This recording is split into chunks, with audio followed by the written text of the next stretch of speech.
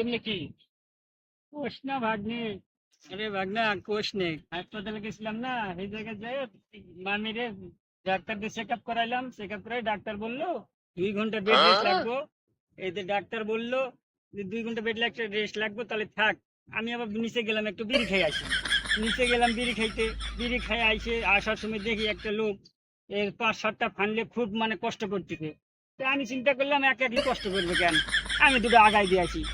এই আগাই দিবার গেছি, যাই আগাই টাগাই দিয়ে আসতে এদিকে কিছুক্ষণ পর পুলিশ আমার ফোন দেয় থানা থেকে, আমার ইনভাইট করছে নাকি থানা। আমি গেলাম, থানায় গেলাম, যাই দেখি নিচের আমার ইনভাইট করছে। ওই হালায় যায় দেখি তো হালাই তো ওই মানে হাসপাতালের কোনো লোকই না, ওই হালাই তো একটা সুর। ওই যে হালাই যে সুর, এটা তো আর আমি জানতাম না। ওই যে থানাতে নিয়ে যাওয়ার পর দেখি সিসি ক্যামেরায় তো আমার ছবি উঠে গেছে। আল্লাহ, তারপরে তো কি মার দেয় না বাটাম দেয় না দিয়েছে আমার, এই সব শেষ করে দিল না আমার সাল। মামা তুমি যদি এত চালাক কিন্তু এভাবে তো কট খাইবা, আমার মামা হইলে আমি এটা মাইনে নিতাম না।